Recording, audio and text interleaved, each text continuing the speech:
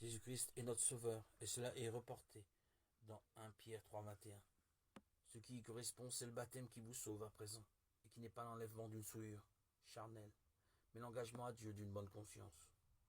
L'eau du baptême de Jésus est indispensable au salut des pécheurs.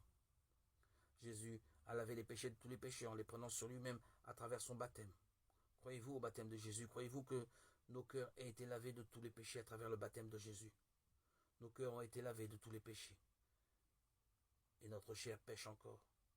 Un homme est racheté, cela ne veut pas dire qu'il ne va plus pécher. Nous péchons encore. Et nos cœurs restent propres à cause de notre foi en son baptême. Cela ne veut pas dire et qu'il n'est pas l'enlèvement d'une souillure charnelle, mais l'engagement à Dieu d'une bonne conscience. 1 Pierre 3,21. Puisque Jésus a lavé nos péchés, puisque Dieu a accepté le jugement pour nous, comment ne pas croire en lui? En sachant que Jésus qui est Dieu m'a sauvé à travers son baptême et son sang, comment ne pas croire en lui? Nous avons été sauvés devant Dieu, désormais notre conscience est propre. Nous ne pouvons plus dire à Dieu que Jésus n'a pas complètement lavé nos péchés, car cela voudrait dire que Dieu ne nous a pas aimés.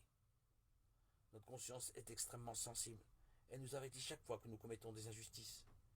Si notre conscience est tourmentée, ne serait-ce qu'un petit peu, nous ne pouvons être libérés totalement du péché sans notre croyance en le baptême de Jésus. C'est le seul chemin pour avoir une bonne conscience. Si notre conscience nous tourmente, cela veut dire que quelque chose est mal. L'eau du baptême de Jésus a lavé toutes les souillures du péché. Jésus nous a débarrassés de tous nos péchés par son baptême. Il nous a lavés complètement. Comment notre conscience peut-elle être lavée? Par notre foi en le baptême et en le sang de Jésus. Tout le monde a mauvaise conscience depuis sa naissance. Mais si nous croyons que tous nos péchés ont été transmis à Jésus, nous pouvons effacer cette tâche, cette mauvaise conscience. C'est la foi de la nouvelle naissance. Ce n'est pas quelque chose que vous admettiez consciemment. Votre conscience est-elle nette? Est-elle nette parce que vos péchés ont été transférés sur Jésus et que vous croyez en lui? Il n'y a que par cette foi que vous puissiez obtenir une conscience nette. Il est des paroles de vie et des paroles sans vie. Comment la conscience de tous les hommes peut-elle être nette? Le chemin unique pour devenir juste et avoir une conscience nette est de croire à la rédemption complète par Jésus. Lorsque nous sommes sanctifiés par notre foi en son baptême, cela ne signifie pas que la corruption de la chair est disparue, mais c'est la réponse d'une bonne conscience envers Dieu.